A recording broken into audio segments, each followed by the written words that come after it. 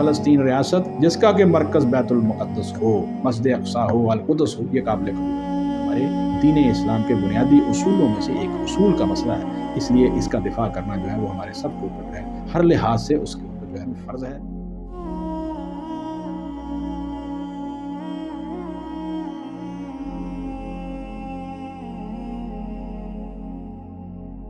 अऊज़ु बिल्लाहि मिनश शैतानिर रजीम, बिस्मिल्लाहिर रहमानिर रहीम, अल्हम्दुलिल्लाहि रब्बिल आलमीन, वस्सलातु वस्सलामु अला रसूलिहिल करीम सल्लल्लाहु अलैहि व आलिहि वसल्लम। आजकल एक बहुत बड़ा मसला जो है वो इस वक्त उम्मत मुसलमा की सतह के ऊपर दरपेश है, और वो मसला फ़लस्तीन है। मसला फ़लस्तीन जो है इसको मुख्तलिफ़ बुनियादों के ऊपर जो है वो लोग मुख्तलिफ़ ज़ाविया नज़र से देखते हैं और इसको मुख्तलिफ़ बुनियादों पर बयान करने की कोशिश करते हैं। देखिए, दुनिया के अंदर जितने भी मुख्तलिफ़ किस्म के झगड़े और मसाइल और इश्यूज़ उठते हैं, उनकी मुख्तलिफ़ बुनियादें होती हैं। कभी उनकी बुनियादें जो हैं वो लिसानी होती हैं, कभी कौमी होती हैं, कभी जोग्राफियाई होती हैं, कभी मलकियती होती हैं और कभी सियासी होती हैं। और इस तरह करके ये बाज़ औक़ात इश्यूज़ हल भी हो जाते हैं, कुछ इनफरादी सतह पर मुल्की कवानीन की रोशनी में हल हो जाते हैं, कुछ बैनुल अक़वामी कवानीन के तहत हल हो जाते हैं। लेकिन ये मसला जो है ये इतना बढ़ गया है और इस हैसियत तक पहुँच गया है कि अब ये जंगों की शक्ल इख्तियार कर गया है। यानी 1917 से लेकर अगर हम इसके मुख्तलिफ़ मराहिल को देखें, यानी 1917, 1948, 1967 के बाद ये मुबस्सिरीन का जो है वो तबसरा है इसके ऊपर कि ये इस वक्त जो जंग जो है वो छिड़ी है फ़लस्तीनियों यानी हमास के दरमियान और इसराइल के दरमियान, ये जंग जो है ये एक बहुत बड़ी 67 के बाद के एक बहुत बड़ा हमला जो है वो करार दिया जा रहा है। तो ये जो मुख्तलिफ़ किस्म के इश्यूज़ होते हैं, अगर ये हल ना हो तो फिर आहिस्ता आहिस्ता ये झगड़े बढ़ते जाते हैं और जंगों की शक्ल इख्तियार कर लेते हैं। देखिए, ये मसला जो है वो एक बहुत बड़ा अजीम तारीख़ी पस मंज़र भी रखता है। एक मुसलमान होने की हैसियत से, उम्मत मुसलमा के एक फ़र्द होने की हैसियत से और दीन इस्लाम को कबूल करने और उसके एक अलंबरदार होने की हैसियत से हर एक मुसलमान को इसकी इस तारीख़ी हैसियत को ज़रूर सामने रखना चाहिए। यानी मसला फ़लस्तीन जो है ये कोई महज एक सियासी या जोग्राफियाई या एक इलाकाई मसला नहीं है, बल्कि ये पूरी उम्मत मुसलमा की सतह के ऊपर एक दीनी मसला है। जब हम इस मसले को एक दीनी मसला करार देते हैं तो इसका साफ माना ये होता है कि दीन इस्लाम में इसकी एक इनफरादी हैसियत है, इसकी एक मुनफरद हैसियत है। इसको समझने के लिए मैं चंद एक आयात मुबारका कुरान मजीद से और रसूल अकरम सल्लल्लाहु अलैहि वसल्लम की सही हदीस पहले आपके सामने रखूँगा, ताकि हमारी इस वक्त की नौजवान नस्ल को इस मसले की दीगर नौइयत के जो पहलू हैं उनके अलावा इसकी दीनी अहमियत और इसके पस मंज़र का पता चल जाए। ये बात ज़हन में रखनी चाहिए कि कुरान मजीद के अंदर सूरतुल क़सस में अल्लाह रब्बुल इज़्ज़त ने एक जो कुरान मजीद की 28वीं सूरत है और उसकी आयत मुबारक नंबर 68 के अंदर अल्लाह रब्बुल इज़्ज़त फरमाते हैं, औज़ु बिल्लाहि मिनश शैतानिर रजीम, व रब्बुका यख़्लुक़ु मा यशाउ व यख्तार, और तेरा रब जो चाहता है वो पैदा करता है और जिसको चाहता है उसको इख्तियार कर लेता है। अल्लाह रब्बुल इज़्ज़त उसको अहमियत देते हैं, उसको मुतबर्रक बना देते हैं, उसकी हुर्मत को दूसरों की निस्बत जो है उसको बालातर कर देते हैं। ये अल्लाह रब्बुल इज़्ज़त का इख्तियार है, ये उसका चुनाव है, ये उसकी सिलेक्शन है। अल्लाह रब्बुल इज़्ज़त ने ये मामला जो है वो महीनों के अंदर भी किया है। जैसे साल के 12 महीनों के अंदर अल्लाह रब्बुल इज़्ज़त ने 4 महीनों को जो है वो बहुत बड़ी अहमियत दी है, ज़िकात, ज़िलहज, मुहर्रमुल हराम और इसके अलावा जो है वो रजब का महीना। तो इन महीनों को जो है वो हुर्मत वाले महीने जो है वो करार किया गया है। ये अल्लाह रब्बुल इज़्ज़त ने कुरान मजीद के अंदर ख़ुद बताया है कि जिस वक्त से ज़मीन और आसमान को मैंने पैदा किया है उस वक्त से महीनों की तादाद 12 है और उसमें से 4 हुर्मत वाले हैं। सूरह तौबा का मज़मून जो है वो हमारे मुहर्रमुल हराम के लेक्चर्स के अंदर गुजर चुका है। اسی طرح ہی اگر آپ لوگ جو ہیں وہ ہفتے کے دن دیکھیں، یعنی کہ پورا ہفتہ 7 ڈیز، ان میں سے جمعۃ المبارک کو اللہ رب العزت نے چن لیا ہے، اور یہودیوں کے لیے جو ہے وہ ہفتہ کا دن تھا۔ تو کہنے کا مطلب یہ ہے، اور اسی طرح ہی کچھ گھڑیاں ہیں جو انتہائی اللہ رب العزت کو بہت زیادہ محبوب ہیں، جیسے رات کے آخری حصے کے اندر جو ہے وہ عبادت کرنا۔ اسی طرح جمعۃ المبارک کے اندر جو ہے وہ خاص طور پر زوال کے بعد سورج کے غروب ہونے تک، اور جو ہے وہ قبولیت کی گھڑیاں ہیں، جن کے اندر جو ہے وہ ایک قبولیت کی گھڑی جو ہے وہ اس وقت ہے جب امام جو ہے وہ منبر کے اوپر جو ہے وہ خطبہ دینے کے لیے آتا ہے اور 2 خطبوں کے درمیان وقفہ کرتا ہے، تو اس دوران بھی قبولیت کی گھڑی کہی جاتی ہے، اور دوسری روایات کے مطابق عصر سے لے کر جو ہے وہ سورج کے غروب تک ہے۔ تو اللہ رب العزت نے اسی طرح ہی بہت سارے جو ہے وہ دن، جیسے عید الفطر کا دن ہے، عید الاضحیٰ کا دن ہے، اس کو اللہ رب العزت نے چن لیا ہے۔ تو اس اعتبار سے اللہ رب العزت جو ہے وہ یعنی سالوں میں سے، یعنی سال کے مہینوں میں سے کچھ مہینے، دنوں میں سے کچھ دن، اور اس طرح رمضان المبارک کا مہینہ، اور اس کے اندر بھی لیلۃ القدر کی رات، اور اسی طرح ہی یوم عرفہ کا دن، تو یہ لیل و نہار جو ہیں، دن اور رات، ان کے اندر بھی اللہ رب العزت نے جو ہے وہ کچھ چیزوں کو اہمیت زیادہ دی ہے، اور اسی طرح دنوں میں بھی دی ہے۔ اسی طرح ہی اللہ رب العزت نے ہفتے کے 7 دنوں میں جمعۃ المبارک، اور سال کے 12 مہینوں میں سے جو ہے وہ 4 مہینوں کو جو ہے وہ اللہ رب العزت نے جو ہے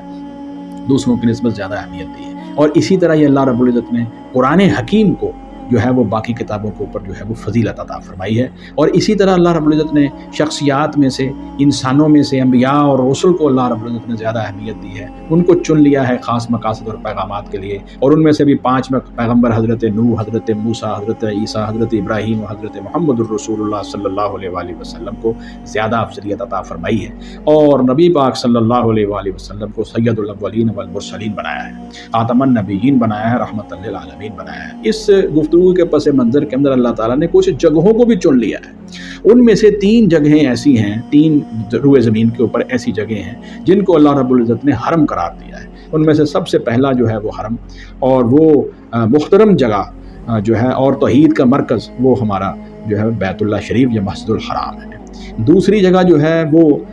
یہی بیت المقدس، جس کو مسجد اقصیٰ بھی کہا جاتا ہے، ارض المقدس بھی کہا جاتا ہے، اور اس طرح القدس بھی کہا جاتا ہے، یہ دوسرا بڑا حرم ہے۔ تیسرا بڑا حرم جو ہے وہ جب رسول اکرم صلی اللہ علیہ وآلہ وسلم مدینہ منورہ میں ہجرت کر کے تشریف لائے ہیں، تو اس وقت آپ کی دعا سے اللہ رب العزت نے مدینہ منورہ کو، مسجد نبوی کے ارد گرد جو ایک خاص علاقہ ہے جس کی تفصیلات صحیح بخاری اور مسلم کی اور دیگر احادیث کے اندر موجود ہے، اس کو رسول اکرم صلی اللہ علیہ وسلم نے حرم قرار دیا ہے۔ اور آپ دیکھیں گے کہ رسول اکرم صلی اللہ علیہ وسلم اکثر اپنی احادیث مبارکہ کے اندر، اور کچھ ایسے جہاں پہ ان کا تینوں کا اکٹھا تذکرہ بھی علیحدہ بھی آپ نے ان کی فضیلت بیان فرمائی ہے، اور اکٹھا تذکرہ بھی حضور صلی اللہ علیہ وآلہ وسلم نے فرمایا ہے۔ یہ اللہ رب العزت نے جو ہے وہ اس اصول کے تحت، اس آیت مبارکہ کے تحت، کہ اللہ تعالیٰ جس کو چاہتا ہے پیدا کرتا ہے، پھر اس میں سے جس کو چاہتا ہے اس کو چن لیتا ہے، اس کو محترم قرار دے دیتا ہے، اس کو متبرک قرار دیتا ہے۔ اسی زاویہ نظر سے اگر آپ دیکھیں تو یہ جو زمین ہے، فلسطین کی زمین یا ارض مقدس جس کو کہا جاتا ہے، یا مسجد اقصیٰ کہا جاتا ہے، یہ اصل میں اللہ رب العزت کی وہ چنی ہوئی جگہ ہے جس کی حیثیت عام زمین کی رکنوں سے ممتاز ہے اور ان جیسی نہیں ہے۔ اب ہم ذرا جو ہے وہ تاریخی پس منظر کے اعتبار سے جو ہے وہ جاتے ہیں۔ مثلا قرآن حکیم کے اندر اللہ رب العزت نے ان کا الگ الگ تذکرہ فرمایا ہے۔ مثلا مسجد الحرام کے بارے میں اللہ رب فرماتے ہیں، ان اول بیت وضع للناس للذی ببکۃ مبارکا وہدی للعالمین، سب سے پہلا گھر جو اللہ تعالیٰ نے بنایا ہے لوگوں کے لیے، لوگوں کی ہدایت کے لیے، وہ عالمین کی ہدایت کے لیے، وہ مکہ میں ہے، یعنی مکہ مبارکہ میں یا مکہ مکرمہ میں ہے، جس کو کہ مسجد الحرام جو ہے وہ کہا گیا ہے، بیت اللہ شریف کہا گیا ہے، جس کی تفصیلات جو ہے اس میں جانے کی ضرورت نہیں ہے۔ اب اس میں کچھ تاریخی روایات کی طرف بھی نہیں جاؤں گا، اس اعتبار سے کہ پھر بات جو ہے وہ ہمارے اصل مقصد سے ہٹ جائے گی، کہ یعنی حضرت آدم علیہ السلام نے اس کی بنیاد رکھی ہے، اور اس کے بعد پھر نبی حضرت ابراہیم علیہ السلام نے انہی بنیادوں کے اوپر اس کو زیادہ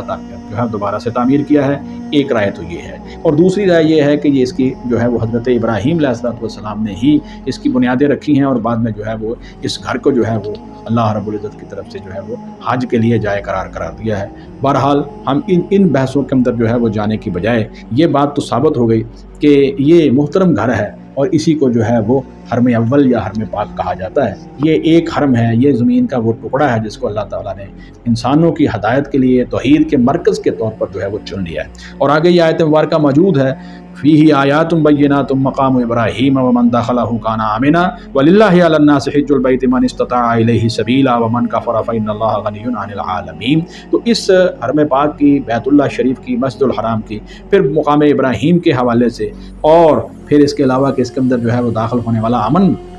کا شکار ہو جاتا ہے، امن اس کو جو ہے وہ نصیب ہو جاتا ہے، یہ اس کی نمایاں خصوصیات میں سے۔ اور اسی طرح ہی اب اگر ہم لوگ جو ہیں وہ آگے بڑھیں تو قرآن حکیم کے اندر ہی اللہ رب العزت نے ایک اور مقام پر، جو کہ سورۃ البقرہ کے اندر جو ہے وہ مقام ہے 127 نمبر آیت مبارکہ کے اندر، اللہ رب العزت نے اس گھر کی خاص طور پر تعمیر کا حوالہ دیا ہے۔ وَإِذْ يَرْفَعُ إِبْرَاهِيمُ الْقَوَاعِدَ مِنَ الْبَيْتِ وَإِسْمَاعِيلُ رَبَّنَا تَقَبَّلْ مِنَّا إِنَّكَ أَنْتَ السَّمِيعُ الْعَلِيمُ۔ یہ اس وقت کی، یعنی یہ ساری آیات کا مفہوم آپ کے سامنے بیان کر رہا ہوں کہ یہ اس وقت کو آپ یاد کیجئے جب ابراہیم علیہ الصلوۃ والسلام اور اسماعیل علیہ الصلوۃ والسلام جو ہیں وہ اس بیت اللہ شریف کی بنیادیں جو ہیں ان کو اٹھا رہے تھے، اور انہوں نے اس کو تعمیر کرنے کے بعد یہ دعا کی، یا اللہ ہماری اس محنت کو قبول فرما، اور تو اچھی طرح جو ہے وہ ہر چیز کو سننے والا اور جاننے والا ہے۔ تو اس اعتبار سے یہ جو ممتاز حیثیت ہے وہ قرآن مجید سے ہی ثابت ہو جاتی ہے کہ اس جگہ کا انتخاب اور اس کی تعمیر کے، پھر اس کے اوپر بیت اللہ کی تعمیر اور اس کا انتخاب جو ہے وہ اپنے دو بڑے عظیم پیغمبر حضرت ابراہیم اور اسماعیل علیہ الصلوۃ والسلام کے ذریعے کروائی گئی ہے۔ بھائی نہیں، اسی طرح ہی اب ہم جو ہے وہ بڑھتے ہیں کہ مسجد الحرام کے بعد مسجد اقصیٰ کی تعمیر کے بارے میں حدیث مبارکہ کے اندر جو ہے وہ تفصیل آتی ہے۔ آئیے ذرا سب سے پہلے دیکھتے ہیں یہ حدیث مبارکہ جس کو امام مسلم نے اپنی صحیح میں، یہ حدیث نمبر 1161 ہے۔ حضرت ابو ذر رضی اللہ تعالیٰ عنہ کہتے ہیں، عربی متن کو میں بیان نہیں کروں گا، ترجمہ بیان کر دیتا ہوں، مفہوم بلکہ، کہتے ہیں کہ میں نے عرض کیا یا رسول اللہ صلی اللہ علیہ وسلم، زمین پر سب سے پہلے کون سی مسجد تعمیر کی گئی؟ تو آپ صلی اللہ علیہ وسلم نے ارشاد فرمایا کہ مسجد حرام۔ میں نے عرض کیا اس کے بعد کون سی؟ آپ نے ارشاد فرمایا مسجد اقصیٰ، ثم یقال المسجد الاقصیٰ، یہ حدیث کے الفاظ ہیں۔ قلت، میں نے کہا کہ مسجد اقصیٰ ان دونوں کی تعمیر کے درمیان کتنا عرصہ ہے؟ تو نبی صلی اللہ علیہ وسلم نے فرمایا 40 سنتاً، اور 40 سال جو ہے ان کے درمیان جو ہے وہ وقفہ ہے دونوں کی تعمیر کے درمیان۔ اور اس کے بعد آپ نے فرمایا وَإِنَّمَا أَدْرَكَتْكَ الصَّلَاةُ فَصَلِّ فَهُوَ مَسْجِدٌ، اور تجھے جہاں بھی نماز کا وقت آ جائے وہی نماز پڑھ لے، وہ جگہ مسجد ہی ہے۔ یعنی روئے زمین کے اندر جو ہے کوئی بھی پاک جگہ جو ہے وہ مسجد ہے، اور اس سے افضل جو ہے وہ عام مساجد ہیں، اس سے افضل جو ہے وہ مسجد الحرام ہے، پھر اس سے افضل جو ہے وہ مسجد نبوی ہے، اور اس سے افضل جو ہے وہ مسجد اقصیٰ ہے۔ یہ رسول اللہ صلی اللہ علیہ وآلہ وسلم کی احادیث مبارکہ کے اندر اس کی وضاحت موجود ہے۔ تو چنانچہ اگر تو اس کی بنیاد حضرت آدم علیہ الصلوۃ والسلام نے رکھی ہے، تو پہلے انہوں نے اس کو تعمیر کیا اور 40 سال بعد جا کے انہوں نے دوسری بنیاد رکھ دی، دوسری مسجد کی بنیاد رکھ دی۔ اور اگر جو ہے وہ انہی بنیادوں کے اوپر، جن بنیادوں کے اوپر آدم علیہ الصلوۃ والسلام نے بنیادیں رکھی تھیں، ابراہیم علیہ السلام نے ان کو اٹھایا ہے، تو پھر اس کا مطلب یہ ہو گیا کہ حضرت ابراہیم علیہ الصلوۃ والسلام نے پہلے مسجد الحرام کی تعمیر حضرت اسماعیل علیہ السلام کے ساتھ کی ہے، اور اس کے بعد پھر فلسطین کے اندر جا کے اس ارض مقدس کے اندر جو ہے وہ مسجد اقصیٰ جو ہے اس کی نشاندہی فرمائی ہے۔ یعنی وہ ایک زمین کے اوپر جو ہے وہ ایک علاقہ جس کو کہ پتھروں کے ساتھ بلند کر دیا گیا، کوئی تھوڑا سا بنا دیا گیا، اور اس کے ارد گرد جو ہے وہ نشانات لگا دیے گئے اور اس کو مسجد قرار دے دیا گیا۔ اور یہ بعد میں بنی اسرائیل کے لیے، یعنی حضرت یعقوب علیہ السلام کے 12 بیٹوں کی اولاد کے لیے جو ہے یہ پھر مسجد جو ہے وہ قبلہ کی حیثیت جو ہے وہ رکھتی رہی ہے۔ بلکہ مسلمانوں نے بھی حضور صلی اللہ علیہ وسلم کی بعثت کے بعد تقریباً 17 ماہ تک جو ہے وہ مسجد مدینہ منورہ میں بھی آ کر مقام تو خیر 13 سال کے اندر حضور صلی اللہ علیہ وسلم بیت اللہ کو درمیان میں لے کے مسجد اقصیٰ کی طرف نماز پڑھتے تھے، اور پھر اور پھر مدینہ منورہ میں بھی تقریباً 16 یا 17 ماہ تک حضور صلی اللہ علیہ وآلہ وسلم جو ہے وہ مسجد اقصیٰ کی طرف جو ہے وہ منہ کر کے نماز پڑھتے رہے ہیں۔ اس کے بعد جو ہے وہ تحویل قبلہ کا واقعہ ہوا ہے، میں ابھی اس کی جو ہے وہ وضاحت کر دیتا ہوں۔ تو یہ اس اعتبار سے جو ہے وہ پتہ چلتا ہے کہ اس زمین کو بھی اللہ رب العزت نے جو ہے وہ مسجد الحرام کی طرح جو ہے وہ بہت بڑی اہمیت اور حیثیت دی ہے۔ پھر اس کی حیثیت جو ہے وہ ظاہر ہے کہ آپ لوگ تھوڑا سا تاریخی پس منظر میں بڑھ جائیے تو ابراہیم علیہ الصلوۃ والسلام کے بعد حضرت اسحاق علیہ السلام یہاں آئے، اور پھر یعقوب علیہ الصلوۃ والسلام جو ہے وہ ان کے اللہ کے پیغمبر بنے۔ یہاں سے یعقوب علیہ الصلوۃ والسلام جب مصر ہجرت کر گئے تو اب جو درمیان میں وقفہ ہے حضرت موسیٰ علیہ الصلوۃ والسلام تک، اس زمین کی وہاں کیا حیثیت رہی ہے، یہ ایک تاریخی مضمون ہے، اس کی طرف میں نہیں جاتا۔ وہ کتنے عرصے تک جو ہے وہ یعقوب علیہ الصلوۃ والسلام اور ان کی ماننے والے صحابہ کرام اور آپ کے ساتھیوں کے زیر اثر یہ زمین زمین رہی ہے، یہ مسجد ان کے کنٹرول میں رہی ہے، اور اس کے بعد کتنے عرصے کے بعد جو ہے یہ پھر ارد گرد کے عاشوریوں یا مشرکین اور کفار قبائل نے اس کے اوپر قبضہ کر لیا ہے؟ یہ ایک تاریخی سوال ہے، اس لیے اس کے اوپر بحث کی ضرورت نہیں ہے، لیکن یہ ذہن میں رہنا چاہیے کہ مصر کے اندر جو ہے وہ حضرت یعقوب علیہ السلام کے بعد جب حضرت یوسف علیہ السلام کا دور تھا، یعنی یعقوب علیہ السلام وہاں انہی کے دور کے اندر جو ہے وہ ہجرت کر کے گئے، تو وہاں پر جو ہے وہ تاریخی روایات کے مطابق یہ کہا جاتا ہے کہ ہکسوس کنگز یعنی جرواہ بادشاہوں کی حکومت تھی، جنہوں نے باہر سے آ کے مصر پہ قبضہ کر لیا تھا۔ انہی میں سے کسی بادشاہ نے سیدنا حضرت یوسف علیہ السلام کے زمانے میں اسلام قبول کر لیا، اور اس نے حضرت یوسف علیہ السلام اور یعقوب علیہ السلام کے بیٹوں اور حضرت یوسف کے باقی بھائیوں کو دریائے نیل کے قریب جو ہے وہ زمین عطا کر دی، اور وہ جو ہے وہ اسی زمین کے اوپر آباد ہوئے، اور یہاں سے جو ہے وہ پھر آگے سلسلہ جو ہے وہ دین اسلام کا اور دعوت کا کام جو ہے وہ چلتا رہا۔ کہا گیا کہ 400 سال تک تقریباً یہ جو ہے وہ ان کا جو ہے وہ ہکسوس کنگز کا دور رہا ہے، اور اس دوران جو ہے وہ حضرت یعقوب علیہ السلام کے بیٹوں کی اولاد جو ہے وہ آگے اس میں جو ہے وہ آگے بڑھتی رہی ہے، اور ان کے اندر انبیاء علیہ السلام بھی آئے ہیں۔ لیکن پھر اس کے بعد جو ہے وہ اس حکومت کے خلاف ایک بغاوت ہوئی ہے، اور پھر جو وہاں کے رہنے والے لوگ تھے انہوں نے ان کو شکست دے کر جو ہے وہ ایک نئی فرعون کی پرانے فراعنین، یہ بھی فراعنین ہی کہلاتے تھے، فرعون ہی کہلاتے تھے، لیکن جو وہاں کے کہا جاتا ہے کہ لوکل آبادی کے لوگ تھے، انہوں نے دوبارہ جو ہے وہ اسی حکومت کو دوبارہ قائم کر لیا، اور وہ حکومت جو ہے وہ دوبارہ کفر اور شرک پر مبنی تھی۔ چنانچہ وہی فراعنین جو ہیں وہ تقریباً آگے کہتے ہیں کہ 400 سال تک، تقریباً یہ عرصہ یوسف علیہ السلام سے لے کر حضرت موسیٰ علیہ السلام تک کم و بیش 800 سال کا عرصہ ہے۔ میں نے پہلے کہا ہے کہ ہم تاریخی روایت کے اوپر جو ہے وہ میں ویسے گزرتا جاؤں گا، جو لوگوں کا اغلب یا زیادہ لوگوں کا خیال ہے وہ بیان کر دوں گا، لیکن ان کی جو تاریخی حیثیت ہے وہ میرا اس وقت موضوع نہیں ہے، اور نہ ہم اس کے اندر ہمیں اس میں پڑھنا ہی چاہیے اور نہ الجھنا چاہیے۔ تقریباً 800 سال بعد پھر حضرت موسیٰ علیہ السلام کا اسی سرزمین کے اندر اللہ رب العزت کو مبعوث فرمایا، جنہوں نے جو ہے وہ فرعون کو جو ہے وہ اسلام کی دعوت دی ہے، اور یہ کہا ہے کہ بنی اسرائیل کے اوپر جو ظلم و ستم ہے ان کو بند کرو، اور ان کو جو ہے وہ بنی اسرائیل کو جہاں سے لے جانے کی مجھے اجازت دو۔ اس کا مطلب یہ ہے کہ پھر اس کے بعد واقعہ آپ کے سامنے قرآن مجید کے حوالے سے کہ فرعون اور اس کی پوری فوجیں اور ساری جو ہیں وہ سمندر میں غرق ہوئی ہیں، اور حضرت موسیٰ علیہ السلام بنی اسرائیل کو لے کر جو ہے وہ اس ارض مقدس والے علاقے کے اندر صحرائے سینا جو ہے اس کے قریب صحرائے سینا میں تشریف لے آئے۔ جب یہاں پر جو ہے وہ آپ تشریف لائے ہیں تو اس وقت جو ہے وہ آپ نے اپنی قوم کو جو ہے وہ ایک دعوت دی ہے کہ آپ لوگ جو ہیں وہ جہاد کے لیے تیار ہو جائیں، اور جہاد کے لیے تیار ہونے کے لیے سب سے پہلا کام ہم یہ کریں گے کہ ہم وہ سرزمین پاک، وہ مسجد اقصی، وہ جو ہے بیت المقدس اور ارض مقدسہ جو ہے جس کو حضرت ابراہیم علیہ السلام اور آپ کے بعد میں آنے والے انبیاء علیہ السلام جو ہے جو مرکز بنائے رکھا ہے، اب ہم جو ہے وہ اس کو آزاد کروائیں گے ان لوگوں سے جنہوں نے بت پرستوں نے اور مشرکین نے اس کے اوپر قبضہ کیا ہوا ہے۔ یہ سورۃ المائدہ کے اندر بڑی تفصیل کے ساتھ اگر آپ اس رکوع کو پڑھیں تو یہ آیات مبارکہ نمبر 20 سے لے کر آیات مبارکہ نمبر 26 تک جو ہے یہ پورا ایک وہاں پر تفصیل کے ساتھ واقعہ دے دیا گیا ہے، اور اس میں خاص طور پر اس آیت کریمہ کو آپ کے سامنے پڑھوں گا جو آیت مبارکہ نمبر 21 ہے۔ یا قوم ادخلوا الارض المقدسۃ التی کتب اللہ لکم، اے قوم، اے میری قوم، اے بنی اسرائیل کے سارے لوگوں، تو ایسی جو ہے وہ اس زمین مقدس کے اندر جو ہے وہ ہم لوگ جو ہے وہ داخل ہو جاؤ جس کو اللہ تعالیٰ نے لکھا ہی تمہارے لیے ہے، یعنی اللہ تعالیٰ نے تمہارے لیے اس کو خاص طور پر جو ہے وہ توحید اور عبادت کا مرکز بنایا ہے۔ ولا ترتدوا علی ادبارکم، اور دیکھو اپنے قدموں کے اوپر جو ہے وہ پیچھے نہ پھر جاؤ۔ فتنقلبوا خاسرین، ایسا نہ ہو کہ تم لوگ جو ہیں وہ خسارہ پانے والے میں ہو جاؤ۔ جہاد سے منہ نہ موڑو، جہاد سے منہ موڑنا یہ اللہ کے دین کے غلبے کے لیے کوشش نہ کرنا، یہ ارتداد کی ایک شکل ہے۔ بہرحال انہوں نے پھر کہا موسیٰ علیہ السلام کو کہ اے موسیٰ، وہاں پر تو قومن جبارین، ایک بہت جو ہے وہ بڑی زبردست جنگجو قوم ہے، ہم تو یہ اس کے اندر جو ہے وہ نہیں داخل ہوں گے جب تک کہ وہاں سے وہ نکل نہ جائیں، اور جب وہ وہاں سے نکل جائے تو پھر ہم اس کے اندر داخل ہوں گے۔ پھر آپ کے ساتھ جو دو بڑے عظیم لوگ تھے آپ کے عظیم صحابائی میں سے، حضرت یوشع ابن نون اور حضرت کالب ابن یوحنا، جیسے تاریخوں میں ان کا نام آتا ہے، قرآن مجید میں تو آیا ہے قال رجلان من الذین یخافون انعم اللہ علیہما، انہوں نے کہا کہ ایسے نہ کرو، جو موسیٰ علیہ السلام کہہ رہے ہیں وہ ویسے کرو اور اس کے اندر داخل ہو جاؤ۔ اور اگر تم داخل ہو جاؤ گے یعنی جہاد کے لیے تیاری کر کے داخل ہونا ہے، اس کے لیے جو ہے وہ حضرت موسیٰ علیہ السلام السلام نے تاریخی روایات کے مطابق ملٹری اکیڈمیز بنائی اور وہاں پر نوجوانوں کو تربیت بھی آپ نے دی ہے، اور اس تربیت کے اندر حضرت یوشع بن نون اور آپ کے دوسرے ساتھی کا بڑا کردار ہے، اور قبائل کے کچھ سرداروں کا بھی بڑا مثبت کردار ہے۔ بہرحال وہ ایک الگ موضوع ہے۔ تو حضرت موسیٰ علیہ السلام نے کہا کہ ہاں، ان دونوں نے کہا کہ اگر تم داخل ہو جاؤ گے تو اللہ تمہیں جو ہے وہ نصرت عطا فرمائیں گے، غالبہ دے دیں گے، اور مومنین کو اللہ رب العزت پر ہی توکل کرنا چاہیے۔ انہوں نے حضرت موسیٰ علیہ السلام کو کہا کہ موسیٰ، ہم تو کبھی جو ہے وہ اس زمین کے اوپر نہیں جائیں گے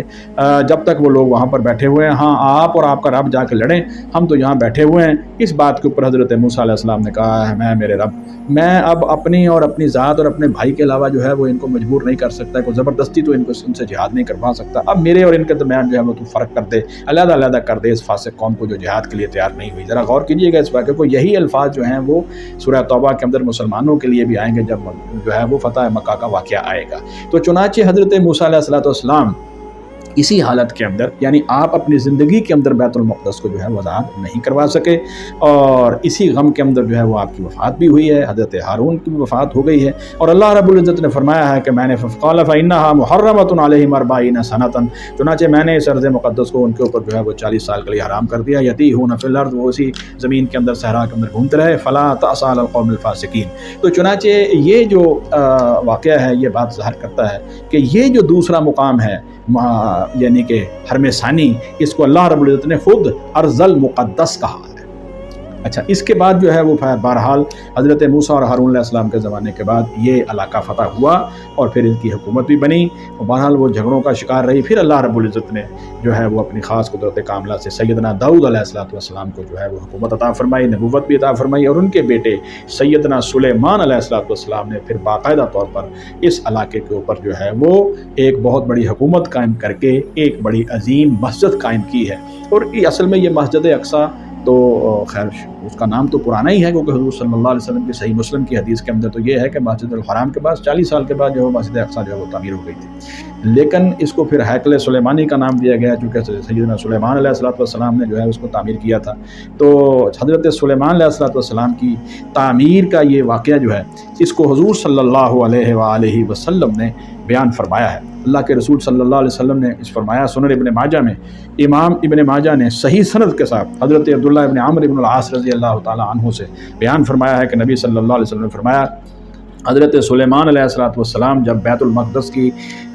تعمیر سے فارغ ہوئے تو اللہ تعالیٰ سے انہوں نے 3 دعائیں مانگی۔ نمبر 1، اللہ تعالیٰ انہیں ایسی حکومت دے جس میں وہ اللہ کے حکم کے مطابق فیصلے کریں، اللہ نے وہ حکومت ان کو دے دی۔ نمبر 2، اللہ انہیں ایسی حکومت دے کہ ان کے بعد ایسی حکومت کسی دوسرے کو نہ ملے، ایسا ہی ہوا۔ پھر تیسری آپ نے فرمایا، جو شخص اس مسجد میں نماز کے ارادے سے آئے وہ گناہوں سے اس طرح پاک صاف ہو جائے جیسے آج ہی ماں کے پیٹ سے پیدا ہوا ہے۔ یہ دعا بھی حضرت سلیمان علیہ السلام نے کی ہے۔ یہ عربی الفاظ جو ہے وہ میں نے یہاں بیان کرا۔ فقال النبی صلی اللہ علیہ وآلہ وسلم، نبی صلی اللہ علیہ وسلم نے فرمایا، اللہ تعالیٰ نے ان کی 2 دعائیں تو قبول فرما لی، مجھے امید ہے کہ اللہ تعالیٰ تیسری دعا بھی قبول فرما لیں گے، یعنی جو شخص بھی وہاں جائے گا اور جانے کے بعد نماز پڑھے گا، اللہ تعالیٰ جو ہے اس کو جو ہے وہ بالکل گناہوں سے پاک صاف کر دے گا۔ ایمان کی شرط کے ساتھ، خلوص نیت کے ساتھ، اور اپنے گزشتہ گناہوں سے توبۃ النصوحہ اور خالص توبہ کرنے کے بعد جو آدمی وہاں جا کر نماز پڑھے گا، یہ اتنی بابرکت جگہ ہے کہ اللہ کے رسول صلی اللہ علیہ وسلم فرماتے ہیں کہ سیدنا سلیمان علیہ السلام کی یہ دعا بھی اللہ تعالیٰ نے قبول فرما لی ہے کہ اللہ تعالیٰ جو ہے وہ ایسے شخص کو بالکل ایسے گناہوں سے پاک صاف کر دیں گے جو آج ہی ماں کے پیٹ سے جیسے پیدا ہوا ہے۔ تو اب آپ یہاں سے اندازہ لگا سکتے ہیں کہ اس جگہ کی جو ہے وہ اپنی طور پر جغرافیائی حیثیت ہے، اور اس کے علاوہ اس کے اندر جو ہے مختلف سیاسی حکومتیں آتی رہی ہیں، اور اس کی سیاسی حیثیت بھی ہے۔ ظاہر ہے فلسطین کے لوگ جو ہیں ان کو سب سے زیادہ حق رکھتے ہیں، تو اس کی قومی حیثیت بھی ہے، ایسی بات نہیں ہے، لیکن اصل بات یہ ہے کہ اس کی سب سے بڑی حیثیت جو ہے وہ دین اسلام کے اندر اس کی دینی حیثیت ہے، جس کو سمجھنا چاہیے۔ چنانچہ اسی ضمن میں حضرت امام مسلم نے اپنی صحیح کے اندر حضرت سیدنا ابو ہریرہ رضی اللہ عنہ سے فرمایا کہ رسول اللہ صلی اللہ علیہ وآلہ وسلم نے فرمایا کہ 3 مساجد کے علاوہ، یہ حدیث نمبر 3384 ہے، اور جو گزشتہ حدیث میں نے سنن ابن ماجہ کی بیان کی ہے وہ کتاب الصلاۃ سے وہاں سنن ابن ماجہ میں ہے، اور اس کا نمبر 1156/1 ہے، اور یہ جو حدیث مبارکہ اب میں پڑھنے لگا ہوں یہ کتاب الحج میں ہے، تو اس کی حدیث نمبر صحیح مسلم کی 3384 ہے۔ سیدنا ابو ہریرہ فرماتے ہیں رضی اللہ تعالیٰ عنہ، رسول اللہ صلی اللہ علیہ وسلم روایت کرتے ہیں کہ 3 مساجد کے علاوہ کسی دوسری مسجد کا سفر اختیار نہ کیا جائے، مسجد نبوی نمبر 1، نمبر 2 مسجد حرام، اور نمبر 3 مسجد اقصی، یعنی یہ 3 مساجد جو ہیں ان کو اللہ رب العزت نے بہت بڑی حیثیت جو ہے وہ عطا فرمائی ہے۔ نماز کی نیت سے تو آپ ہر مسجد کی زیارت کو جا سکتے ہیں، اور لیکن اچیچا بالکل علیحدہ سفر کرنا کہ میں فلاں مسجد کی زیارت کے لیے جا رہا ہوں، اس کو حضور صلی اللہ علیہ وآلہ وسلم نے جو ہے وہ مستحسن قرار نہیں دیا، بلکہ ان 3 مساجد کے علاوہ باقی جگہ پر جو ہے وہ سفر خاص طور پر باندھ کر جانا اس کو جو ہے وہ منع کر دیا۔ بلکہ ایک روایت کے اندر اس طرح بھی آتا ہے کہ غالباً حضرت عبداللہ بن سلام رضی اللہ تعالیٰ عنہ نے جو ہے وہ کوہ طور پہاڑ جو ہے اس کی زیارت کے لیے ایک دفعہ جو ہے وہ سفر کرنے کا ارادہ فرمایا تھا۔ تو سیدنا ابو ہریرہ رضی اللہ عنہ نے یا کسی اور صحابی نے، مجھے اب یہ واقعہ پوری طرح جو ہے وہ یعنی واقعہ صحیح ہے لیکن وہ الفاظ آگے پیچھے نہ ہو جائیں، انہوں نے پھر اسی حدیث مبارکہ سے جو ہے ہم کو سمجھایا تھا کہ آپ کو وہاں نہیں جانا چاہیے، کیونکہ خاص طور پر سفر کرنا اگر آپ نے کرنا ہے تو بیت المقدس کی طرف سفر کیجیے، یا مسجد الحرام کی طرف سفر کیجیے، یا مسجد نبوی صلی اللہ علیہ وسلم کی طرف سفر کیجیے۔ تو حضرت عبداللہ بن سلام رضی اللہ تعالیٰ عنہ نے اس حدیث مبارکہ کو سن کر پھر اپنے سفر کا ارادہ جو ہے وہ ترک کر دیا تھا، کہ جب نبی صلی اللہ علیہ وسلم نے دوسری جگہوں پر جانے سے منع کر دیا تو وہ پھر رک گئے۔ تو یہ دیکھیے، یہ اس کی جو دینی حیثیت ہے وہ آج سے نہیں چلی آ رہی، یہ بہت ہی اس کی پرانی حیثیت جو ہے وہ چلتی آ رہی۔ پھر جب نبی صلی اللہ علیہ وسلم دنیا میں تشریف لائے تو آپ کی بعثت کے بعد سب سے بڑا واقعہ جو قرآن حکیم کے اندر جو ہے وہ جس نے اس کا حوالہ دیا ہے کہ نبی صلی اللہ علیہ وسلم کو اللہ رب العزت نے معراج والی رات جو سفر کروایا ہے، جس کو جو ہے وہ آپ کا جو ہے وہ بڑا مشہور سفر ہے، آپ کا معجزات میں سے ہے، اس میں بھی اللہ رب العزت نے آپ کو بیت اللہ سے براہ راست بھی اللہ تعالیٰ جو ہے وہ آسمانوں پہ لے جا سکتے تھے، لیکن اللہ رب العزت نے سورہ بنی اسرائیل کی ابتدا کرتے ہوئے بتایا ہے کہ محمد الرسول اللہ صلی اللہ علیہ وسلم کو پہلے سفر کروایا گیا ہے ایک ہی رات کے ایک حصے کے اندر مسجد الحرام سے مسجد اقصیٰ کی طرف، اور پھر اس کا جو آسمانی سفر ہے اس کو اللہ تعالیٰ نے سورۃ النجم کے اندر بیان فرمایا ہے۔ تو پہلا حصہ جو ہے وہ ذرا اس کے الفاظ بڑے مشہور ہیں، آیت مبارکہ بڑی مشہور ہے، لوگ سنتے ہیں، اس کو پڑھتے ہیں ماشاءاللہ۔ بسم اللہ الرحمن الرحیم، سبحان الذی اسریٰ بعبدہ لیلا من المسجد الحرام الی المسجد الاقصی الذی بارکنا حولہ۔ یہ دیکھیے اب یہاں پر پھر اللہ رب العزت نے فرمایا کہ اللہ وہ ذات پاک ہے جو اپنے بندے کو رات کے ایک حصے میں مسجد الحرام سے مسجد الاقصیٰ میں لے گئی، جس کے ارد گرد اللہ تعالیٰ نے برکات رکھی۔ ایک جگہ پہ اسے ارض مقدس کہا ہے، دوسری جگہ پر اسے برکات والی زمین کہا ہے، لنریہ من آیاتنا، تاکہ ہم جو ہیں وہ جو ہے اپنی جو آیات ہیں وہ دکھائیں، انہ هو السمیع البصیر۔ اب دیکھیے اس کے اندر جو سب سے بڑی بہت ساری نشانیاں معراج کے سفر کے اندر ہیں، جس کی تفصیل علیحدہ سے علماء کرام بیان کرتے ہیں، لیکن اس میں سب سے بڑی نشانی کیا ہوئی، جس میں یہ ہے کہ رسول اللہ صلی اللہ علیہ وسلم نے جاتے ہوئے، آسمانی سفر پر جاتے ہوئے یا واپس آتے ہوئے، یہ روایات کے اندر جو ہے وہ لوگوں نے تطبیق کی ہے بہرحال، تو وہ جو بھی اس کے اندر ہے کہ نبی صلی اللہ علیہ وسلم نے تمام انبیاء علیہ الصلاۃ والسلام کی امامت وہاں پر کی ہے، اور اسی کے ضمن میں آپ کو جو ہے وہ امام الانبیاء جو ہے اس کا خطاب جو ہے وہ عطا فرمایا گیا ہے۔ تو اب اس سے یہ بات بھی ظاہر ہوتی ہے کہ یہ مسجد الحرام کا مرکز، یہ بھی رسول اکرم صلی اللہ علیہ وآلہ وسلم کی ذات مبارکہ، اس مرکز کے اب مزید جو ہے وہ اس کے سرپرست اور متولی بنیں گے، اور مسجد اقصیٰ کے سرپرست اور متولی بھی حضور صلی اللہ علیہ وآلہ وسلم بنیں گے، اور گریجولی پھر اس کے بعد حضور صلی اللہ علیہ وسلم کے بعد پوری امت جو ہے وہ اس کی سرپرست اور متولی بنیں گے، کیونکہ اس روئے زمین کے اوپر اس وقت دین اسلام کے آخری اللہ رب العزت کی طرف سے جو سفیر ہیں، آخری اللہ رب العزت کی طرف سے جو ہیں وہ داعی ہیں، اللہ کے آخری رسول اور نبی ہیں، اور آخری کتاب قرآن مجید لے کر آئے ہیں، وہ محمد الرسول اللہ صلی اللہ علیہ وآلہ وسلم۔ اس لیے اس مسجد اقصیٰ کی جو حیثیت ہے اس کو یہ سمجھنا چاہیے کہ یہ پوری امت مسلمان کی طرف سے اب جو ہے اس کا دفاع کرنا، اور امت مسلمان کے لیے ضروری ہے کہ وہ اس کی تولیت اسی طرح ہی کریں جس طرح کے مسجد الحرام کی تولیت کر رہے ہیں، اس کی سرپرستی کر رہے ہیں۔ اور اس چیز کا تذکرہ جو ہے وہ اللہ رب العزت نے ایک اور مقام کے اوپر جو ہے وہ فرمایا ہے۔ اب جب رسول اکرم صلی اللہ علیہ وآلہ وسلم مکہ مکرمہ سے مدینہ منورہ جو ہے وہ ہجرت کر کے آئے ہیں، تو وہاں پر جو ہے وہ 17 مہینے کے بعد ایک بہت بڑا حکم اللہ تعالیٰ نے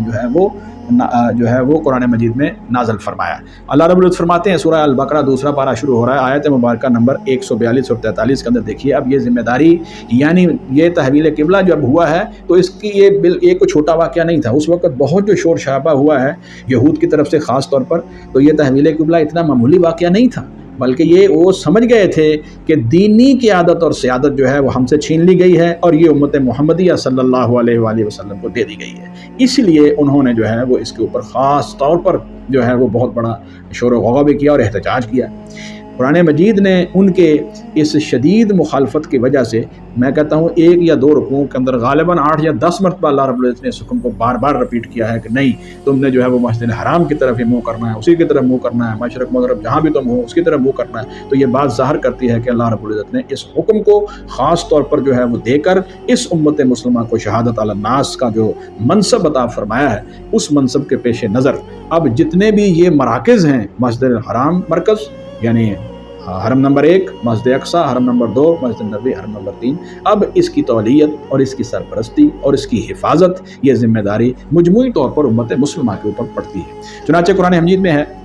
اللہ رب العزت فرماتے ہیں اعوذ باللہ من الشیطان الرجیم سیقول السفہاء من الناس ما ولاھم عن قبلتہم التی کانوا علیہا۔ کچھ لوگ جو بے وقوف لوگ ہیں، لوگوں میں سے وہ یہ بات کہیں گے کہ ان کو کیا ہو گیا ہے کہ یہ جس قبلے پر پہلے تھے اس سے جو ہے وہ انہوں نے کیوں جو ہے وہ اپنا منہ جو ہے وہ دوسری طرف پھیر لیا، کس چیز نے ان کو مجبور کر دیا کہ وہ دوسری طرف پھر جائیں؟ وللہ المشرق والمغرب، آپ کہہ دیجئے کہ مشرق اور مغرب تو اللہ رب العزت کی ملکیت ہے، اس نے اس کو پیدا کیا ہے۔ یہدی من یشاء الی صراط مستقیم، اور اللہ رب العزت جس کو چاہتا ہے صراط مستقیم کی طرف جو ہے وہ رہنمائی فرماتا ہے۔ اب مسلمانوں کی پوری انسانیت کی رہنمائی یہ ہے کہ وہ محمد الرسول اللہ صلی اللہ علیہ وسلم پر ایمان لائیں اور آپ کو ہر زندگی کے معاملے کے اندر اپنا امام اور اپنا رہنما تسلیم کریں، یہی سیدھا راستہ اب ہے۔ وَكَذَلِكَ جَعَلْنَاكُمْ أُمَّةً وَسَطًا لِتَكُونُوا شُهَدَاءَ عَلَى النَّاسِ، اس لیے اس طرح اللہ تعالیٰ نے جو ہے اب تمہیں امت وسط اور بہترین امت بنا دیا ہے۔ اب تمہاری ذمہ داری کیا ہے؟ تم امت وسط ہو، اور تاکہ تم جو ہے وہ لوگوں کو جو ہے وہ حق پہنچانے کی ذمہ داری اپنی جو ہے تمہارے اوپر ڈالی جا رہی ہے۔ شہداء علی الناس، لوگوں کو اب یہ حق تم نے پہنچانا ہے، دین اسلام کی ذمہ داری تمہارے پاس ہے، امر بالمعروف کی شکل میں، دعوت کی شکل میں، تعلیم و تعلم کی شکل میں، جہاد و قتال کی شکل میں، ہر صورت میں اب ذمہ داری تمہاری ہے۔ وَيَكُونَ الرَّسُولُ عَلَيْكُمْ شَهِيدًا، اور اللہ کے رسول حضرت محمد الرسول اللہ صلی اللہ علیہ وسلم تو تمہارے اوپر جو ہے وہ حق بات کی گواہی دینے والے بن جائیں، یعنی شہادت علی الناس اور رسول اللہ صلی اللہ علیہ وسلم کا پوری انسانیت کے اوپر جو ہے وہ شاہد ہونا، یہ ایک بہت بڑا عظیم مرتبہ بھی ہے، اور اس کے ساتھ ساتھ یہ بہت بڑی عظیم ذمہ داری بھی اس کے اوپر ہے۔ تو یہاں پر جو ہے وہ اس کے اور مقاصد بھی بیان کیے گئے ہیں۔ رسول اللہ صلی اللہ علیہ وسلم کی اتباع اور فرما برداری دیکھنے کے لیے اللہ تعالیٰ نے جو ہے وہ یہ دیکھا ہے کہ کون جو ہے وہ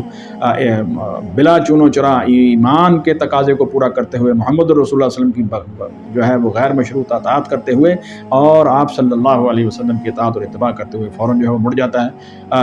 اللہ کے حکم کو جو ہے وہ سامنے رکھتے ہوئے بیت اللہ شریف کی طرف اپنے آپ کو موڑ لیتا ہے، اور کون جو ہے وہ ابھی اس کے اندر ہیلے بہانے کر رہا ہے اور ریڑھیوں کے بل جو ہے وہ پھر گیا ہے۔ تو اللہ رب العزت فرماتے ہیں کہ یہ ایک امتحان بھی تھا مسلمانوں کا، اور ان یہودیوں کو تو صاف طور پر جو ہے وہ جو ہے اعلان ہو گیا تھا کہ اب تم جو ہے وہ اس کی جو ہے وہ تولیت سے اور سرپرستی سے فارغ ہو گئے۔ تو یہ بات بڑی ایک اہم ہے کہ اور پھر اسی طرح ہی قرآن حکیم میں اللہ رب العزت نے سورہ توبہ کے اندر یہ مضمون جو ہے اس کو بیان فرمایا ہے۔ اللہ رب العزت فرماتے ہیں کہ جو لوگ اللہ پر اور یوم آخرت پر اور اللہ کے دین پر ایمان نہیں لاتے، ان کو کوئی حق نہیں ہے کہ وہ اللہ کی مسجدوں کی تولیت کریں اور ان کی جو ہے وہ سرپرستی کریں اور وہاں پر جو ہے وہ متولی بن کے بیٹھ جائیں۔ یہ بات اللہ رب العزت نے سورہ توبہ کی آیت مبارکہ نمبر جو ہے وہ 17، 18، 19 اس رکوع کے اندر اللہ تعالیٰ نے بیان فرمائی ہے۔ فرمایا اعوذ باللہ من الشیطان الرجیم ما کان للمشرکین ان یعمروا مساجد اللہ شاہدین علی انفسہم بالکفر، مشرکوں کو یہ زیب نہیں ہے مشرکین کے لیے کہ وہ اللہ کی مسجدیں جو ہیں وہ ان کی جو ہے وہ سرپرستی کریں یا ان کو جو ہے وہ ان کی عبادت کاری کریں اور متولی بن کے بیٹھ جائیں، جبکہ وہ کفر پر گواہی دے رہے ہیں، وہ تو مان ہی نہیں رہے اللہ کے رسول صلی اللہ علیہ وسلم کو جو آخری نبی اور رسول ہے اس کو تو تسلیم نہیں، ان کو تو مان ہی نہیں رہے۔ جب مان نہیں رہے تو ایسے کافروں کو کوئی حق نہیں ہے کہ وہ مسجد الحرام کی تولیت کریں۔ اولئک حبطت اعمالهم فی النار وفی النار هم خالدون، آگے صفت بیان کی کہ کون کریں گے، انما یامر مساجد اللہ من آمن باللہ والیوم الآخر، یعنی اللہ تعالیٰ کی مسجدیں جو ہیں مساجد اللہ جو ہیں ان کی تعمیر اور ان کی جو ہے وہ آباد کاری اور ان کی تولیت اور ان کا متولی پن جو ہے یہ کن لوگوں کے پاس ہوگا؟ جو اللہ پر ایمان لائیں اور یوم آخرت پر ایمان رکھتے ہیں اور نماز قائم کرتے ہیں اور زکوٰۃ دیتے ہیں اور اللہ کے علاوہ کسی سے نہیں ڈرتے۔ فعسیٰ اولئک ان یکونوا من المہتدین، اور آگے فرمایا اجعلتم سقایۃ الحاج و عمارت المسجد الحرام، کیا تم سمجھتے ہو کہ حاجیوں کو کھانا پینا دینا اور ان کی جو ہے وہ حاجیوں کی جو ہے وہ خدمت کرنا اور مسجد الحرام کی تولیت جو ہے کمان آمن باللہ والیوم الآخر وجاہد فی سبیل اللہ، کیا اللہ تعالیٰ پر ایمان لانے اور یوم آخرت پر ایمان لانے اور اللہ کے راستے میں جہاد کرنے کے برابر ہو جائیں گے تمہاری یہ نیکیاں؟ نہیں، لا یستوون عند اللہ، اللہ کے نزدیک جو ہے یہ بالکل برابر نہیں ہے۔ واللہ لا یہدی القوم الظالمین، اللہ تعالیٰ جو ہے وہ ظالم قوم کو ہدایت نہیں دیتا۔ اس سے بھی یہ بات ثابت ہو گئی ہے کہ مسجد اقصیٰ کی موجودہ تولیت اور اس کی سرپرستی امت مسلمہ کے پاس ہے۔ جنہوں نے رسول اکرم صلی اللہ علیہ وسلم پر ایمان نہیں لائے، چاہے وہ یہود ہوں یا عیسائی ہوں، ان کو کوئی حق نہیں ہے کہ وہ مسجد اقصی اور ارض مقدس کے اوپر جو ہے وہ قبضہ کر کے بیٹھ جائے۔ اگرچہ وہ اس کو تسلیم کرواتے پھریں دنیا کے اندر زبردستی جس طرح مرضی کر لیں، لیکن حقیقی ذمہ داری جو ہے وہ مسلمانوں کی ہے، اور ان کو ہی یہ چاہیے کہ وہ اس کے لیے نکلیں۔ اب آگے جو ہے وہ جہاد کی بات کرنے کے بعد اللہ رب العزت نے آیت مبارکہ پڑھ دیتا ہوں تاکہ ہمارے جو نوجوان ہیں اور ہمارے جو شوق رکھنے والے لوگ ہیں اہل علم، اور جن کو علم کا شوق ہے وہ ضرور ان کو پڑھیں، ترجمے کے ساتھ بار بار پڑھیں۔ الذین آمنوا وہاجروا وجاہدوا فی سبیل اللہ باموالہم وانفسہم اعظم درجۃ عند اللہ واولئک هم الفائزون یبشرهم ربهم برحمۃ منہ ورضوان وجنات لهم فیہا نعیم مقیم خالدین فیہا ابدا ان اللہ عنده اجر عظیم۔ جہاد کی فضیلت بیان کرنے کے بعد اللہ رب العزت فرماتے ہیں یا ایھا الذین آمنوا لا تتخذوا آباءکم واخوانکم اولیاء ان استحبوا الکفر علی الایمان۔ ہے لوگوں جو ایمان لائے ہو اپنے آباء و اجداد اور اپنے بہن بھائیوں کو، اپنے بھائیوں کو جو قطعاً دوست نہ بناؤ اگر وہ ایمان کے مقابلے میں کفر کو پسند کرتے ہیں۔ نہیں ایمان لائے یہ مکہ والے اور آپ کے ساتھ ان کی رشتہ داریاں ہیں، سب کچھ ہے، لیکن اب آپ ان کو بالکل جو ہے وہ ان کو پریفر نہیں کریں گے۔ وَمَن يَتَوَلَّهُم مِّنكُمْ، اور جو ابھی بھی ان کے ساتھ دلی دوستیاں رکھتا ہے فَأُولَٰئِكَ هُمُ الظَّالِمُونَ، تو وہ ظالم ہیں، یعنی مسلمانوں کو جو ہے وہ بڑی یہاں سخت تنبیہ کر دی گئی۔ اور پھر اس کے بعد مکہ مکرمہ کے اوپر فتح مکہ کے لیے صحابہ اکرام رضوان اللہ علیہم اجمعین جا رہے ہیں، اور وہاں پر جو ہے وہ ان کے اپنے رشتہ دار اور اپنا خاندان اور کچھ لوگوں کی جائیدادیں اور بہت ساری چیزیں وہاں پر تھی، تو انسان لازمی طور پر سوچتا ہے کہ اب اس کا نقصان تو ہوگا۔ تو اللہ تعالیٰ نے جو ہے وہ ایک آخری جو ہے وہ فیصلہ کن آیت جو ہے وہ نازل فرمائی ہے۔ میں نے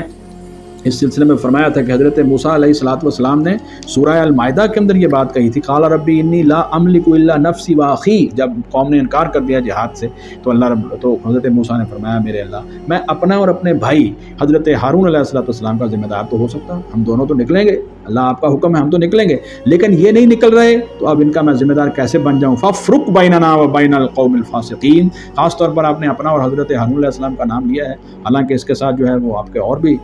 جو ہے وہ دو بڑے مشہور یوشع ابن نون اور آپ کے صحابہ میں سے جو ہے وہ کالب ابن یوحنا اور یقیناً کچھ اور ساتھی بھی ہوں گے، لیکن اکثریت نے چونکہ جو ہے وہ میجورٹی نے جو ہے وہ اس فیصلہ نہیں کیا۔ اب ظاہر ہے چند لوگوں کے ساتھ جو ہے وہ کسی قوم سے ٹکر تو نہیں دی جا سکتی، تو آپ نے جو ہے وہ ایک بددعا کے انداز کے اندر جو ہے وہ فرمایا فافرق بیننا و بین القوم الفاسقین، ہمارے درمیان اور فاسق قوم کے درمیان اللہ جو ہے وہ علیحدگی کر دے۔ پھر اللہ تعالیٰ نے 40 سال جو ہے وہ ان کو وہاں رکھا، اور یہ 40 سال جو ہے اسی صحرا میں گھومتے رہے۔ اسی طرح سیدنا موسیٰ اور ہارون علیہ السلام کی وفات ہو گئی۔ پھر جو ہے یہ ان کے آپ کے بعد میں آنے والے جو صحابہ کرام ہیں یا آگے جو نبوت کا سلسلہ جاری ہوا ہے، تو ان کے موجودگی میں پھر اللہ تعالیٰ نے اس قوم کی نئی نسل کو جو ہے وہ توفیق عطا فرمائی، اور انہوں نے ان کی قیادت میں لڑنے کے بعد اس کو آزاد کروایا، اور پھر یہ عروج اختلافات رہے لیکن پھر عروج حضرت داؤد اور سلیمان علیہ السلام کے زمانے کے اندر حاصل ہوا۔ اب دیکھیے اس کے اندر بھی اللہ تعالیٰ فرماتے ہیں قل ان کان آباؤکم وابناؤکم واخوانکم وازواجکم وعشیرتکم واموال اقترفتموها وتجارۃ تخشون کسادها ومساکن ترضونها۔ اب یہ 8 چیزیں یہاں پر بیان کی گئی ہیں، تمہارے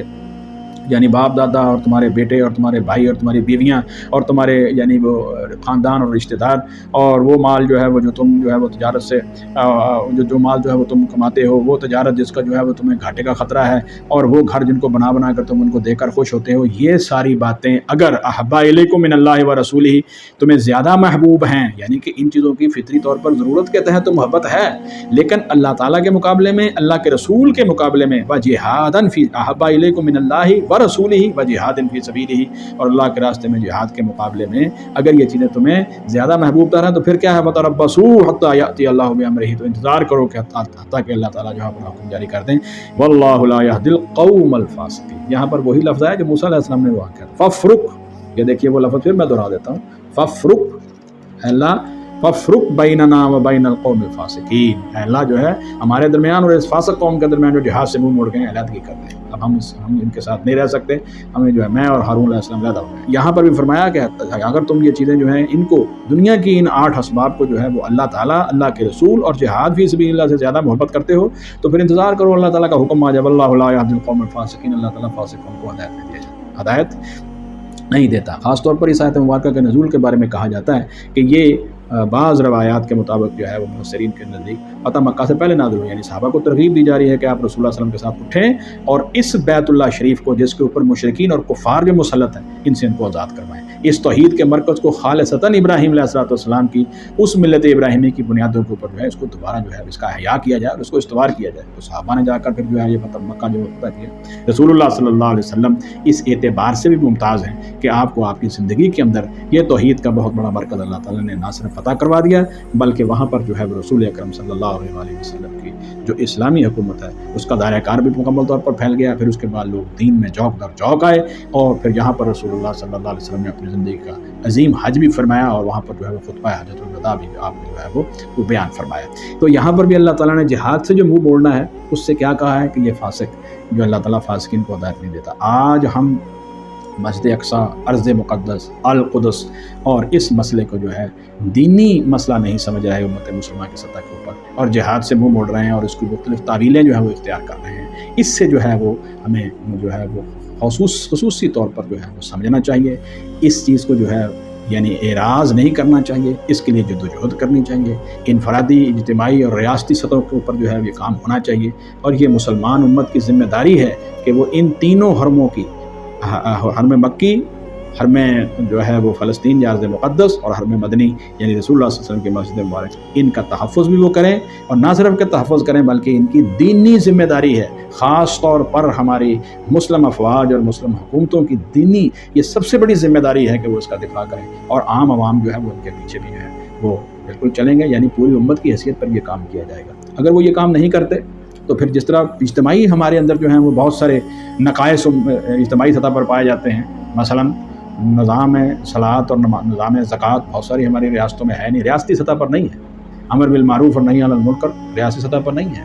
اسلامی حدود ان کا قیام ریاستی سطح پر نہیں ہے. جہاد اور قتال ریاستی سطح پر نہیں ہے. اسی طرح ہی اجتماعی خلافت کا نظام جو ہے وہ امت کی سطح پر نہیں ہے. تو ان برائیوں میں یا ہمارے ان گناہوں کے اندر اللہ تعالیٰ ہمیں معاف فرمائے، ان کے اندر یہ گناہ بھی شامل ہو جائے گا کہ ہمارے سامنے جو ہے وہ لوگ جدوجہد کر رہے تھے، اس کے اندر حماس ہے یا حزب اللہ ہے یا وہ لوگ جو وہاں پر عام عوام ہیں یا وہاں کے مشائخ اور علماء ہیں اور وہاں کے سرکردہ لوگ ہیں، وہ اس وقت جس طرح ظلم کی چکی کے اندر پیس رہے ہیں اور اسرائیل ان کے اوپر ظلم کر رہا ہے، وہ لوگ محنت کر رہے ہیں پچھلے تقریباً 100 سال یا 125 سال یا اس کے قریب جو ہے وہ ان کی جدوجہد ہو گئی ہے. تو اگر اب بھی ہمیں جو ہے وہ ہوش نہیں آیا اور ہم ان کی سپورٹ یا ان کی جو ہے وہ مدد نہیں کریں گے تو پھر کب کریں گے؟ تو اس کے مختلف حل ہو سکتے ہیں. دیکھیے جہاں تک جو ہے وہ یہ حل کہ فلسطین جو ہے کے رہنے والے لوگ جو ہیں خاص طور پر اس کے زیادہ حقدار ہیں امت میں سے، اگرچہ وہ یہ مسئلہ نہ فلسطینی عوام اور اس قوم کا ہے، یہ مسئلہ نہ عربوں اور عجموں کا ہے، نہ یہ مسئلہ جو ہے وہ ایرانی اور سعودی حکومتوں کا ہے، نہ یہ مسئلہ مسلمانوں کی چند ریاستوں کا ہے، یا یہ مسئلہ جو ہے وہ پوری امت مسلمہ کا مسئلہ ہے کہ اس مسئلہ کو جو ہے وہ ہم اس چیز سے اس کے سیاسی، اس کے جغرافیائی، اس کے علاقائی، اس کے قومی جتنے بھی پہلو ہیں ان سے بالا تر ہو کر اگر اس مسئلے کو آپ اس بیک گراؤنڈ میں جو میں نے آپ کے سامنے قرآن و سنت کی روشنی میں پیش کی ہے، یقیناً آپ جو ہے وہ اس مسئلے کی اہمیت کو انشاءاللہ العزیز سمجھ جائیں گے. دیکھیے یہ بات اپنی جگہ پر ہے، فلسطینیوں پہ ظلم ہو رہا ہے قومی سطح کے اوپر، ہم یقیناً ان کے ساتھ ہیں. جغرافیائی سطح کے اوپر ان کی زمین پہ قبضہ ہوا ہے، یقیناً جو ہے وہ ظلم ہوا ہے، ان کے ساتھ ہے. وہاں ان کی آزادانہ حکومت جو ہے وہ قائم نہیں ہونے دی جا رہی، سیاسی مسئلہ ہے، بالکل ہم ان کے ساتھ ہیں. یعنی سیاسی اعتبار سے، جغرافیائی اعتبار سے، قومی اعتبار سے بھی جو ہے وہ ہم ان کے ساتھ ہیں. لیکن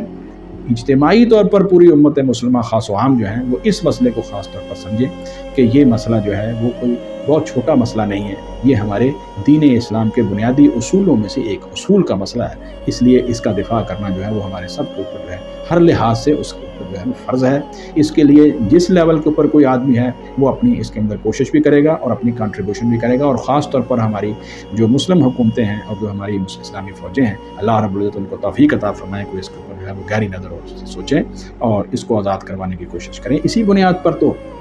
اس زمین کو سیدنا عمر رضی اللہ عنہ کے زمانے کے اندر جب یہ فتح ہوا، پھر معاہدے ہوئے، پھر ایک دفعہ مسلمانوں سے چلا گیا، سلطان صلاح الدین ایوبی رحمہ اللہ نے پھر اس کو جو ہے وہ فتح کیا، پھر مسلمانوں کے پاس رہا، اور سلطنت عثمانیہ کے زوال کے بعد یا ان کے اختتام کے بعد جو ہے پھر جو ہے وہ استعماری طاقتوں کے پاس اور خاص طور پر یہود کے پاس چلا گیا، اور وہاں پر جو اس طریقے سے وہ ظلم کر کے مرحلہ وار جو ہے وہ وہاں فلسطینی عوام جو ہے وہ خاص طور پر ان کا ناطقہ جو ہے وہ بند کر رہے ہیں، بلکہ اس کو تنگ سے تنگ کرتے جا رہے ہیں. تو اس کی مسئلے کی اہمیت جو ہے وہ امت کی سطح پر جب تک نہیں اٹھائی جائے گی یہ مسئلہ حل نہیں ہوگا. اب سب سے پہلا طریقہ اس کا حل یہی ہے کہ اگر اس کا کوئی حل جو ہے وہ ہوتا ہے، گورنمنٹ تمام حکومتیں جو ہیں ان کی اپنی بین الاقوامی کچھ مجبوریاں بھی ہو سکتی ہیں، اس کے پیش نظر بھی یہ حل تو قابل قبول ہے کہ آزاد فلسطین ریاست جس کا کہ مرکز بیت المقدس ہو، مسجد اقصی ہو، القدس ہو، یہ قابل قبول ہے۔ باقی اگر اس کے ساتھ کوئی دوسری ریاست بن جاتی ہے وہ ایک علیحدہ مسئلہ ہے، لیکن جس آزاد اسلامی فلسطینی ریاست کا مرکز القدس نہیں ہے، مسجد اقصی نہیں ہے یا مسجد مقدس نہیں ہے، تو پھر اس کو قابل قبول کبھی بھی نہیں سمجھا جائے گا، اس لیے کہ اللہ تعالیٰ نے اس کی تولیت اور اس کی سرپرستی اور اس کی حفاظت کی ذمہ داری اپنے آخری نبی حضرت محمد رسول اللہ صلی اللہ علیہ وسلم پر ڈالی تھی، اور ان کے بعد آپ کی طرف سے جو بھی خلفاء، امراء، حکمران آئیں گے یہ ان کی ذمہ داری ہے، اسلامی افواج کی ذمہ داری ہے، اور بحیثیت مجموعی پوری امت مسلمہ کی ذمہ داری ہے۔ یا اس کے اوپر دوسرا حل یہ بھی ہو سکتا ہے کہ OIC کی طرف سے جو ہے وہ ایک بنیادی طور پر وہاں حکومت جو ہے وہ فلسطین کے اوپر فلسطینیوں کی ہی رہے گی، اور وہ آزاد ریاست جس کا مرکز القدس ہے وہ وہاں پر رہیں گے، لیکن اس کی اجتماعی حفاظت اور اس کے لیے جو ہے وہ پوری سرپرستی اور فنڈنگ جو ہے وہ OIC کی سطح کے اوپر جو ہے وہ ایک کمیٹی بنا دی جائے ممالک کی، جو ہمارے سرکردہ ممالک ہیں جن کو اللہ تعالیٰ نے بہت بڑی حیثیت دی ہے اور آسودہ ممالک ہیں، وہ بھی اس کی سرپرستی کے طور پر آگے آ سکتے ہیں، تو یہ مسئلہ پھیل کر پوری امت مسلمہ کی طرف سے پھر یہ فرض جو ہے وہ ادا ہو جائے گا۔ جہاں تک آج کل جو ہے وہ بعض جگہ پر یہ کہا جا رہا ہے کہ یہ دو آزاد ریاستوں کی شکل میں ان کو قبول کر لیا جائے، اسرائیل فلسطینی ریاست کو قبول کر لے، فلسطینی اسرائیلی ریاست کو قبول کر لیں، اگر اس اسرائیلی ریاست کا مرکز جو ہے وہ القدس ہے، مسجد اقصی ہے، تو پھر یہ کسی بھی لحاظ سے قابل قبول نہیں ہے، چاہے اس کے اندر جو ہے وہ کتنی ہی دشواریاں کیوں نہ ہو اور کتنی ہی مصلحتیں کیوں نہ ہو، کیونکہ یہ بات اب حقیقت ہمارے سامنے بالکل واضح ہو گئی ہے کہ یہ مسئلہ جو ہے یہ پوری امت مسلمہ کا ایک دینی مسئلہ ہے۔ اللہ رب العزت ہمیں اس مسئلے کی جڑ کو اور اس کی حقیقت کو صحیح معنوں میں سمجھنے کی توفیق عطا فرمائے، اور ہم اس ایمان کی روشنی میں جو ہے وہ ایسی پالیسیز اختیار کریں دین اسلام کے ایک فرد، ایک مسلمان ہونے کی حیثیت سے، امت مسلمہ کے ایک فرد ہونے کی حیثیت سے، اور دین اسلام کے علمبردار ہونے کی حیثیت سے ہمارے تمام جتنے بھی حکمران ہیں وہ، اور افواج کے سربراہان ہیں وہ، اور وہ جو خاص لوگ ہیں علماء اور مشائخ ہیں جن کی ذمہ داری ہے کہ وہ اس حق کو واضح کریں کہ ہمارے اوپر یہ جو اجتماعی ذمہ داری ہے اس کے ہم صحیح معنوں کے اندر جو ہے وہ عہدہ برا جو ہے وہ ہو جائیں، اور اللہ رب العزت ہمیں جو ہے اس کی توفیق عطا فرمائے، پھر جو ہے یہ مسئلہ جو ہے وہ حل ہو سکتا ہے۔ لیکن اگر ہم جو ہے وہ ان ساری چیزوں کو، اس مسئلے کو اگر چھوٹا موٹا کو علاقائی یا سیاسی یا جغرافیائی مسئلہ بنا کر پیش کریں گے اور کہیں گے جی ٹھیک ہے یہ دو ملکوں کا آپس میں، دو ریاستوں کا جھگڑا ہے اس کو ختم کرا دیں، تو ایسی ہرگز بات نہیں ہے، اس کو سمجھنے کی ضرورت ہے۔ اللہ رب العزت ہمیں اس کو صحیح معنوں میں اس مسئلے کو سمجھنے کی توفیق عطا فرمائے، اور پھر اس مسئلے کے لیے، اس کے حل کے لیے صحیح جدوجہد کرنے کی توفیق عطا فرمائے۔ آمین ثم آمین۔ سبحانک اللہم و بحمدک، اشہد ان لا الہ الا انت، استغفرک۔